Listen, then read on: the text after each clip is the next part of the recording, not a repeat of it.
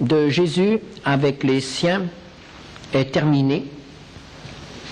Les disciples ont compris ce que Jésus voulait leur dire. Ils ont compris que Jésus est le Fils de Dieu, le Messie.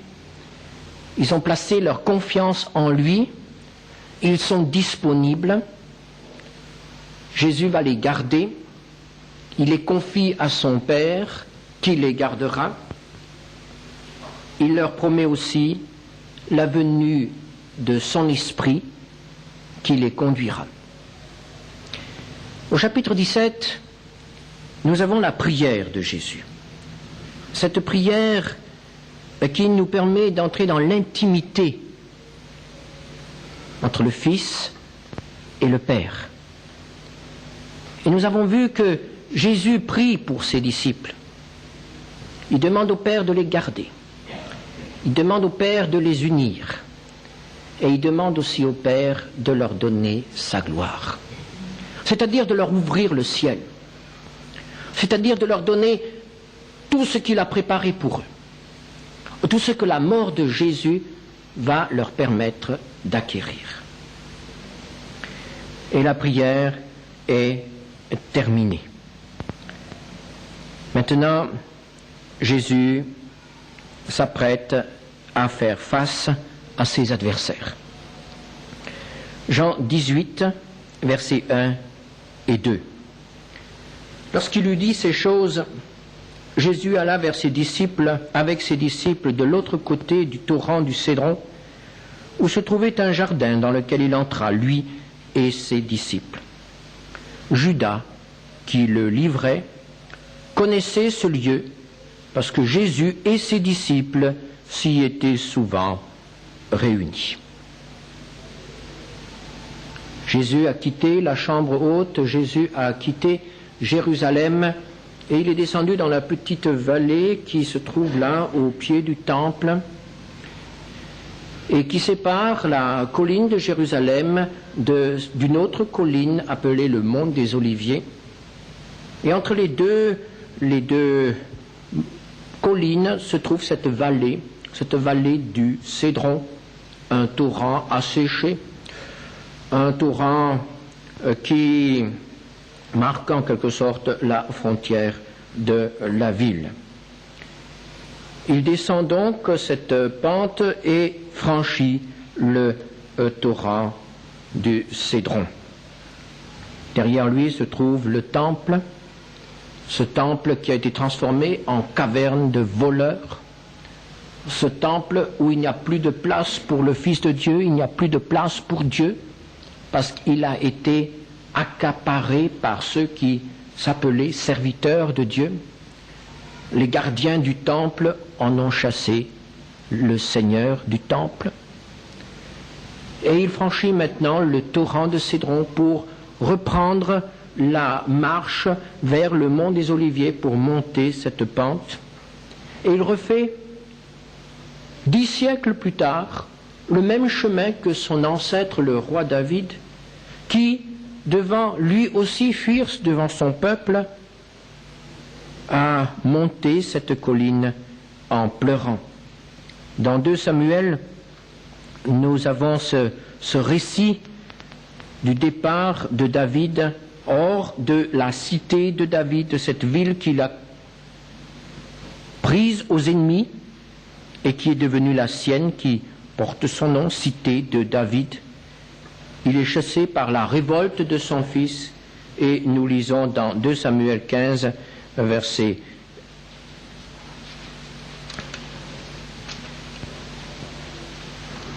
23. Toute la contrée était en larmes, et l'on poussait de grands cris au passage de tout le peuple. Le roi passa le torrent de Cédron, et tout le peuple passa vis-à-vis du chemin qui mène au désert. Sadoc était aussi là, et avec lui tous les Lévites portant l'arche de l'alliance de Dieu, et ils posèrent l'alliance, l'arche de Dieu, et Abathiar montait pendant que tout le peuple achevait de sortir de la ville. C'est en pleurant que David a gravi le mont des Oliviers, à traverser le torrent de Cédron. Et voici que Jésus, lui aussi, fait le même chemin. Il fait le même chemin, mais ce n'est pas en pleurant. Ce n'est pas pour fuir. Il fait le même chemin pour se recueillir et pour être présent au rendez-vous. Le grand rendez-vous. Dans le jardin de Gethsémani. Ce mot de Gethsémani nous fait bien saisir ce qui s'est passé dans ce jardin. Gethsémani veut dire pressoir d'huile.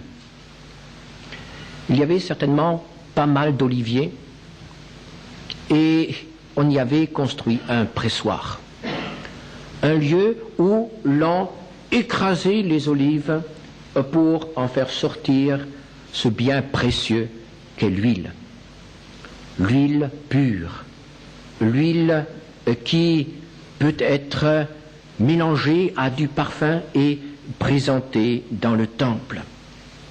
Et là, dans le jardin de Gethsémani, le Fils de Dieu va commencer à être broyé entre les deux pierres de la révolte et du péché des hommes. Le Fils de Dieu sera là sous le regard du Père et il lui dira, Seigneur, si tu le veux, fais passer cette coupe. Un terrible combat, une souffrance, une véritable agonie qui est bien cruelle, bien plus douloureuse que l'agonie sous les coups de fouet des Romains, l'agonie sur la croix avec les mains et les pieds percés. Cette agonie dans le jardin de Gethsémani, c'est vraiment la descente dans la boue du péché. Le Fils de Dieu est là devant tous les crimes de l'humanité et il doit prendre cela sur lui. Et dans sa pureté, dans sa sainteté, il y a comme une révolte, comme un refus, un rejet. Il ne peut pas prendre sur lui toute cette saleté des hommes. Il ne peut pas boire cette coupe du péché et de la révolte des hommes.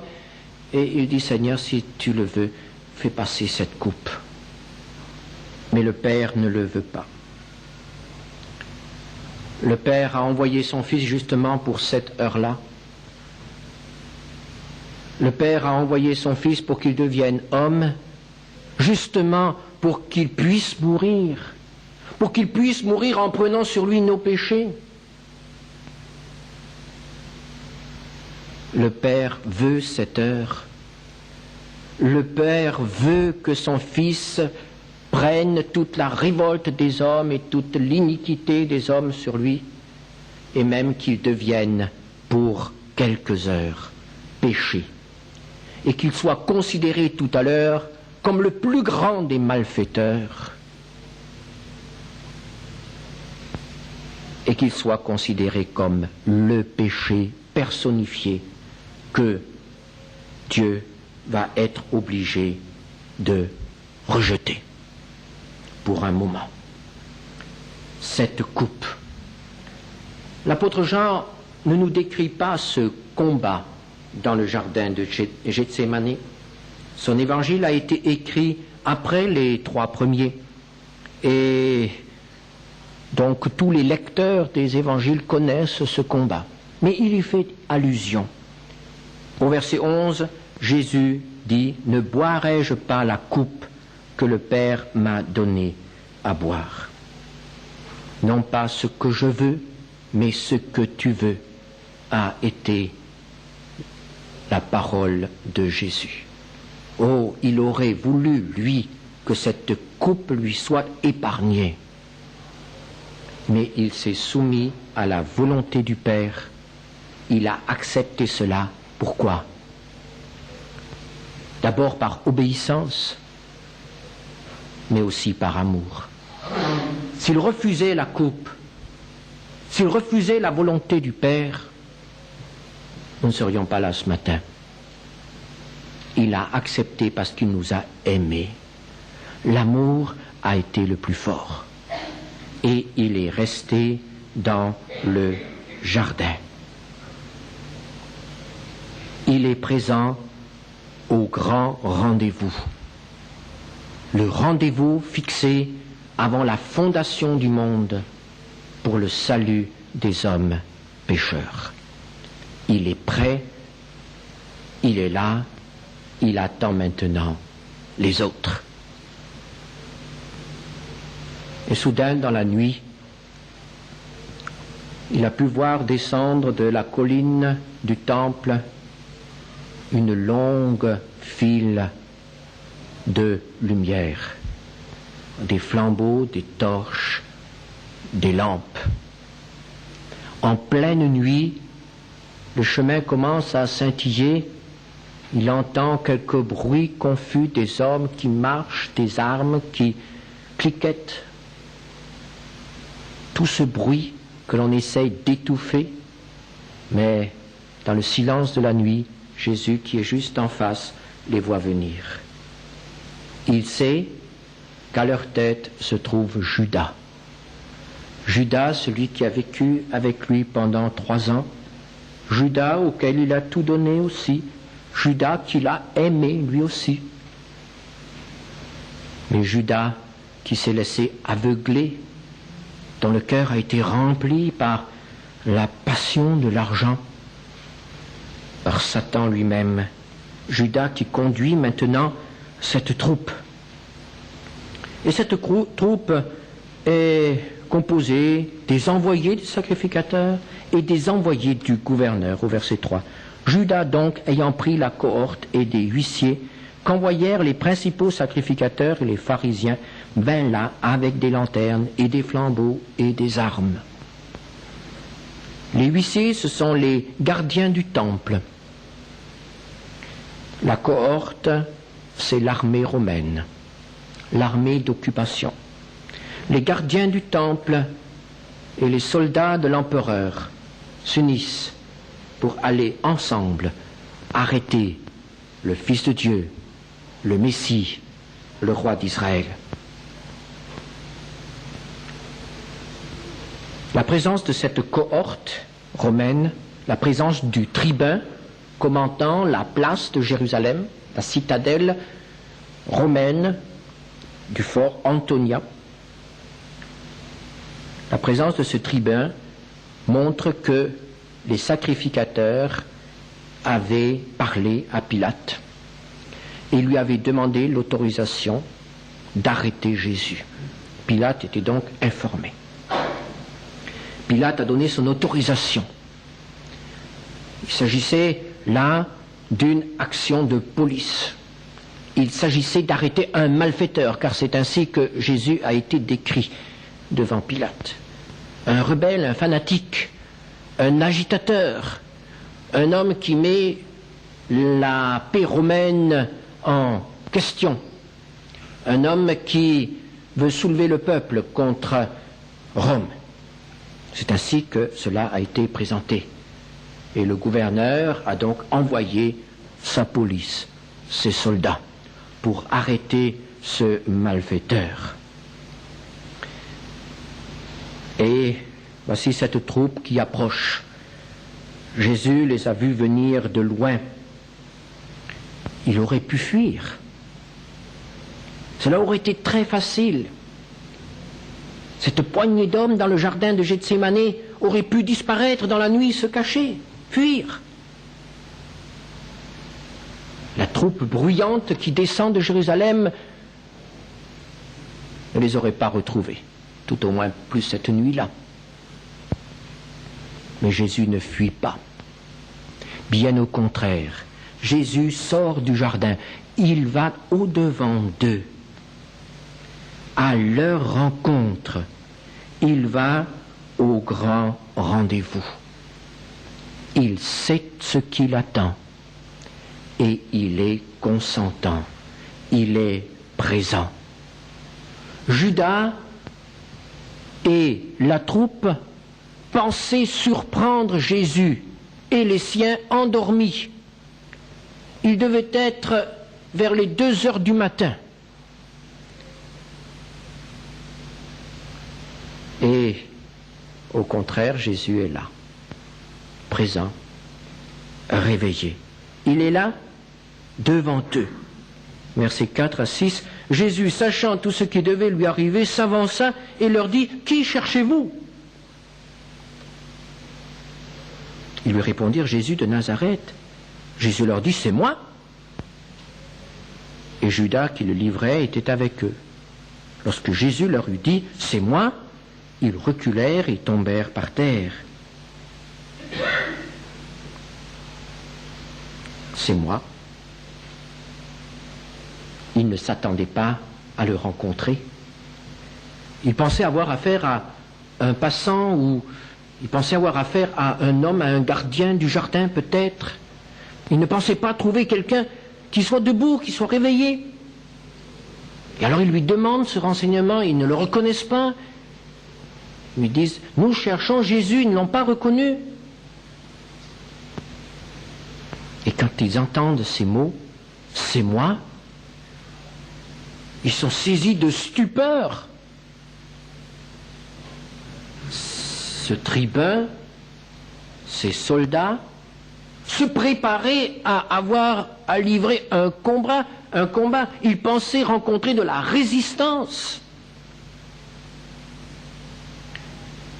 Ils espéraient surprendre l'adversaire. Et voici qu'il est juste là devant eux. Et dans leur surprise, dans leur étonnement, et certainement aussi pour se préparer à parer au coup qu'ils s'attendent à recevoir, puisqu'on leur a dit qu'ils vont arrêter un meneur qui a certainement une garde de corps. Et voici que les premiers reculent. Et que se passe-t-il? Eh bien, dans la nuit, dans cette bousculade, les uns tombent par-dessus les autres. Il n'y a là pas de manifestation extraordinaire, il n'y a pas là l'intervention d'un ange de Dieu qui fait tomber ces hommes. Non. Cela s'explique tout naturellement. Les premiers reculent, les autres avancent, ils se rencontrent, ils se télescopent et les voilà par terre, quelques-uns tout au moins. Quel spectacle ça devait être! Jésus, digne, calme, majestueux, devant eux. Et là, peut-être une demi-douzaine ou une douzaine d'hommes par terre, enchevêtrés dans leurs armes. Et les autres qui sont derrière et qui demandent qu'est-ce qui se passe, qui se bousculent, les uns qui veulent avancer, les autres qui veulent reculer.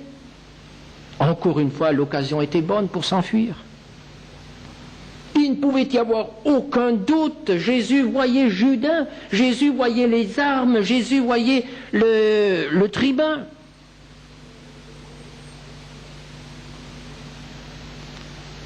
Jésus aurait pu disparaître, profiter de la confusion générale. Mais non, il reste là. Et il continue à parler. Il leur a dit, c'est moi. C'est moi. Il leur demanda de nouveau, qui cherchez-vous? Et ils dirent, Jésus de Nazareth. Jésus répondit, je vous ai dit que c'est moi, si donc c'est moi que vous cherchez, laissez aller ceux-ci. Il dit cela afin que s'accomplît la parole qu'il avait dite, je n'ai perdu aucun de ceux que tu m'as donnés. Là, dans le jardin, Jean a entendu ces paroles de Jésus. Et Jean se souvient de ces paroles du Seigneur lorsqu'il se comparait au bon berger, le bon berger qui voit venir le loup et qui ne s'enfuit pas, le bon berger qui donne sa vie pour ses brebis.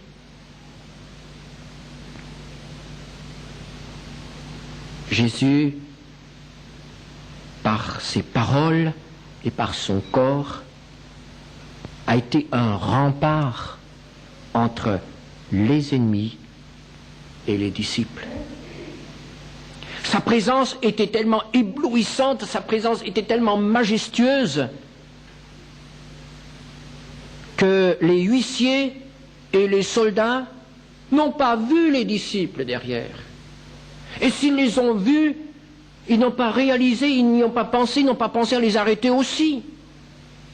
Jésus était un véritable rempart devant les siens. Il les a protégés jusqu'au bout. C'est moi et vous ne prendrez que moi.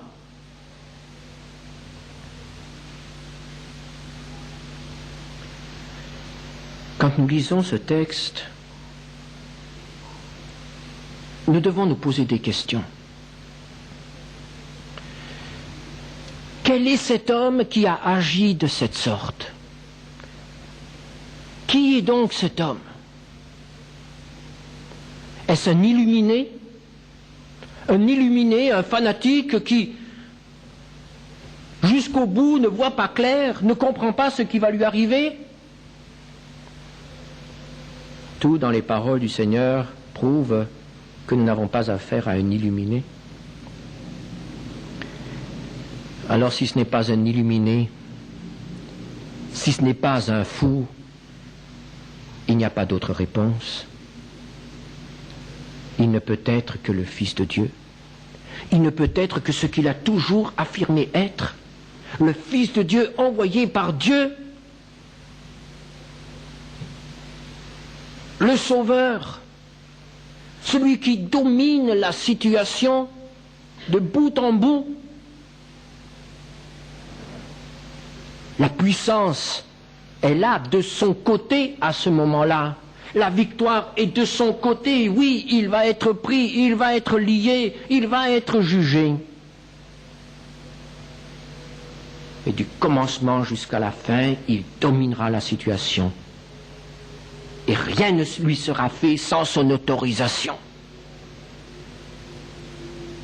Cette description à elle seule suffirait à prouver que Jésus est vraiment le Fils de Dieu, que Jésus est vraiment ce qu'il a toujours affirmé être, le Fils de Dieu sauveur.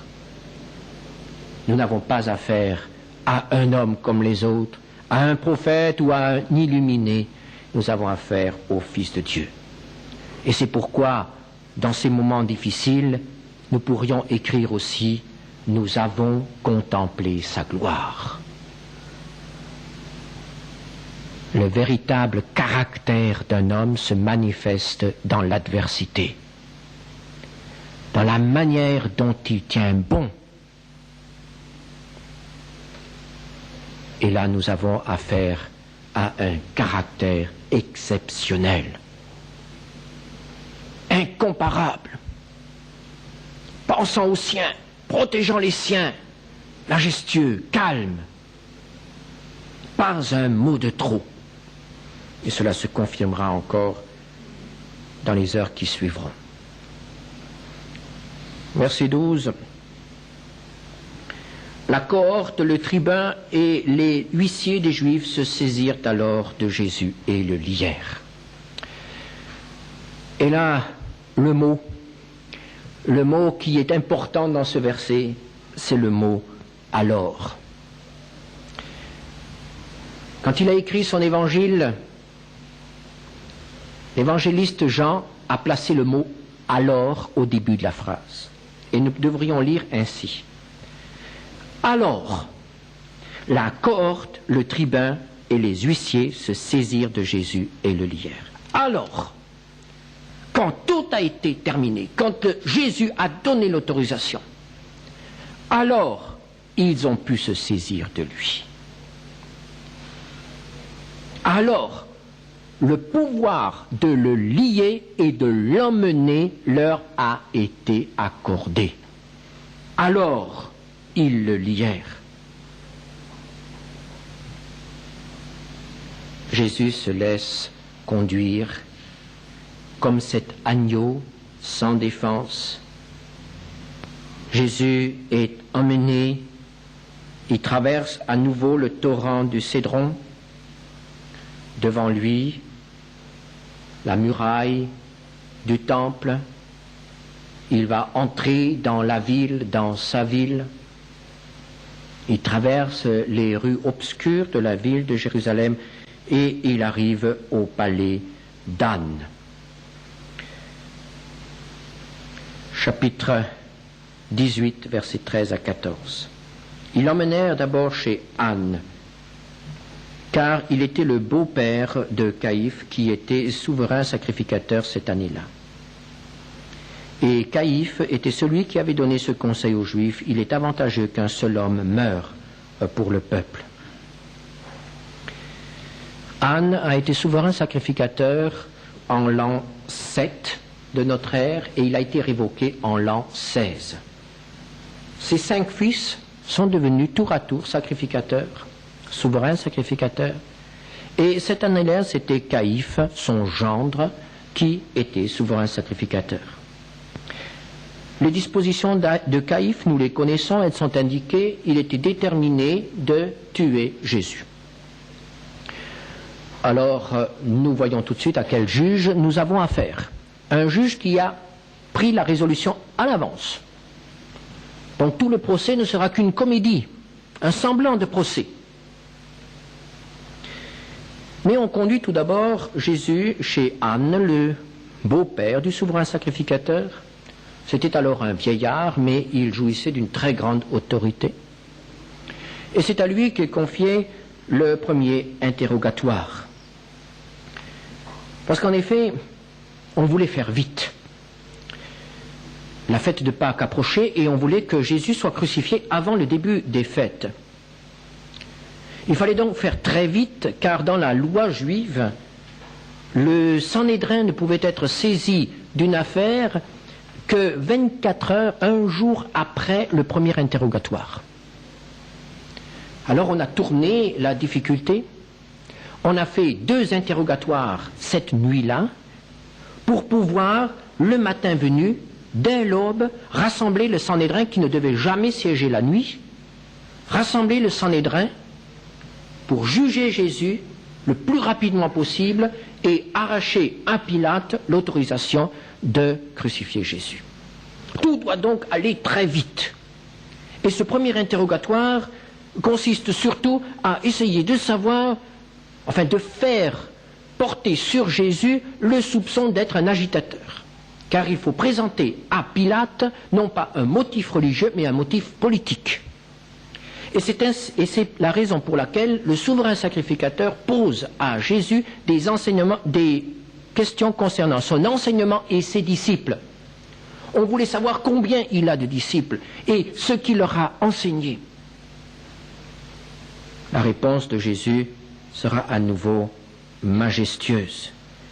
Verset 20, Jésus lui répondit: j'ai parlé ouvertement au monde, j'ai toujours enseigné dans la synagogue et dans le temple où tous les Juifs s'assemblent, je n'ai rien dit en secret. Pourquoi m'interroges-tu?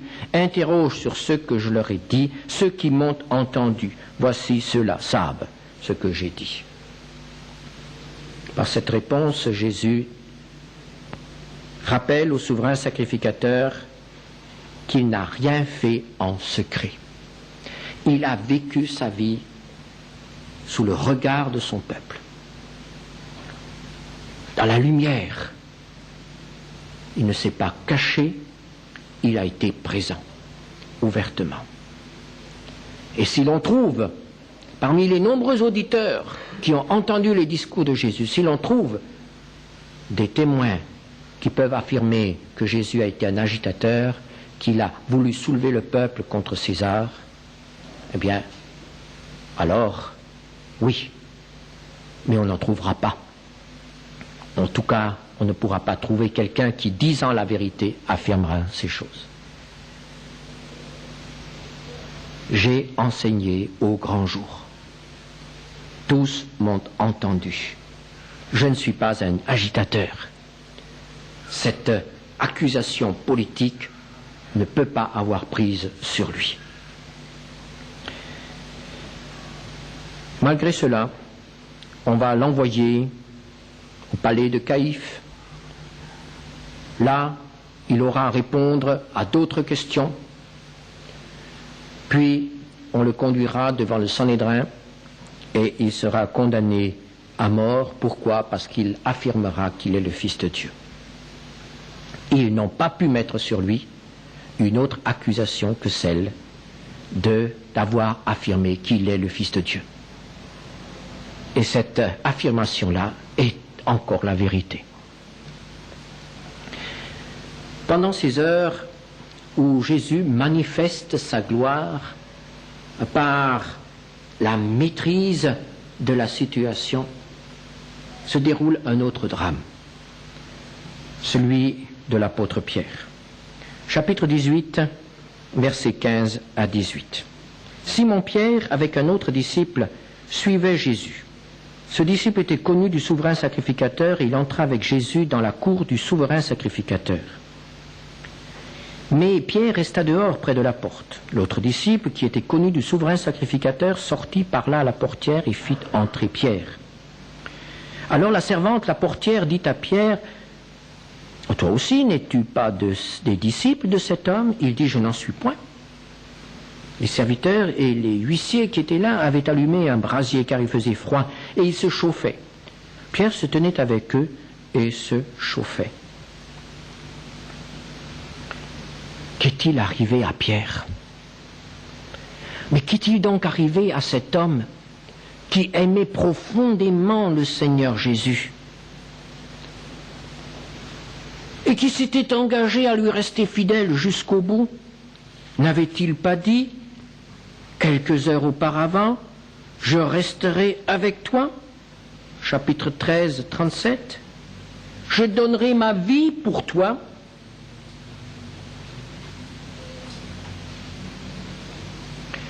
N'a-t-il pas, lorsque cette troupe s'est approchée de Jésus, été le seul parmi les disciples qui a tenté de secourir Jésus? N'est-ce pas lui qui a sorti l'épée et qui a frappé? Et il n'a pas frappé si mal que ça puisqu'il a emporté une oreille. On peut frémir à la pensée que l'épée ait été seulement à 1 centimètre à côté. Donc il a quand même visé la tête de quelqu'un là, n'est-ce pas? On ne peut pas dire qu'il a fait semblant. Il était quand même décidé de faire quelque chose. On ne coupe pas une oreille en visant les pieds ou en faisant semblant. Pierre a vraiment voulu faire quelque chose. Et il faut donc souligner son courage.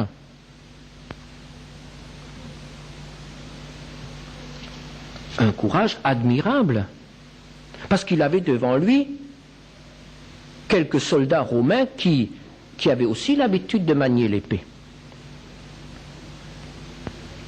Et il ne pouvait pas s'imaginer qu'il pouvait seul tenir tête à toute cette armée. Très rapidement, il aurait été désarmé et même tué. On parle toujours de la lâcheté de Pierre. On dit il a renié, il a eu peur d'une petite portière. Mais moi je voudrais souligner son courage. Il n'a peut-être pas bien réfléchi. Il était très impulsif. Mais quand même, il a fait quelque chose. Et il a fait quelque chose qui pouvait avoir de très graves conséquences pour lui. Il s'est compromis.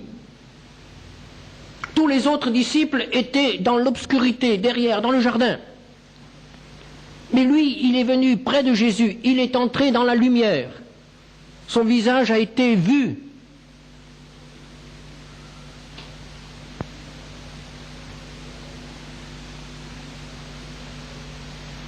Jésus répare les dégâts. Il fait encore un miracle pour cet homme qui est là devant lui et qui vient l'arrêter.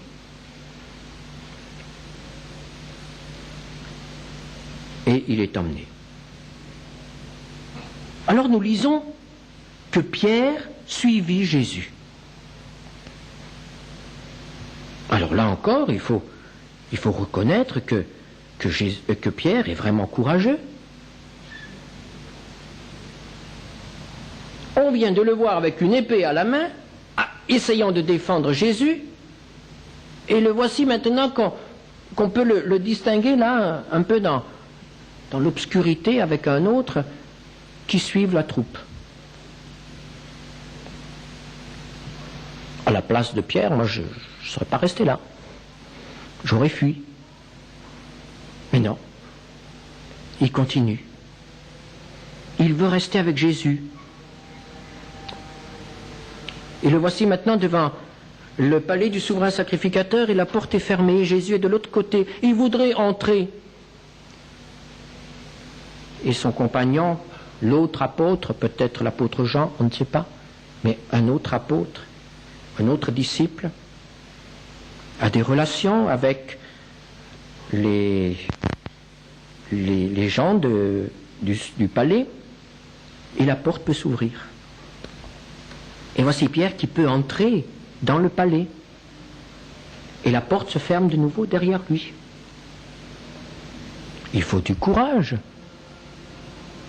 pour aller jusque dans l'antre de l'ennemi. Il faut beaucoup de courage, beaucoup de courage. Et voici que tout à coup, c'est l'effondrement. C'est l'effondrement. Il se croyait en sécurité, protégé par son compagnon, dans la place. Que voulait-il faire dans la cour du souverain sacrificateur? Nous ne le savons pas. Mais tout simplement peut-être rester avec Jésus le plus longtemps possible. Faire quelque chose pour lui, l'encourager. Et voici que cette sécurité commence à être ébranlée.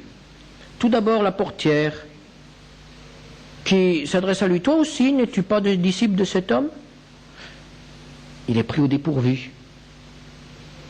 Rapidement, il dit non, non, je n'en suis point. Non, non, je ne fais pas partie. Puis encore une petite alerte. Un peu plus tard.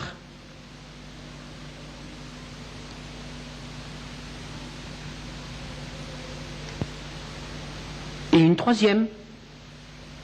Et ça devient très sérieux, puisqu'il s'agit d'un parent de celui à qui Pierre a coupé l'oreille. Un des serviteurs, verset 26, du souverain sacrificateur, parent de celui à qui Pierre avait coupé l'oreille, dit « Ne t'ai-je pas vu avec lui dans le jardin ?» Pierre le nia de nouveau. C'est la troisième fois cette nuit-là que Pierre affirme ne pas connaître Jésus.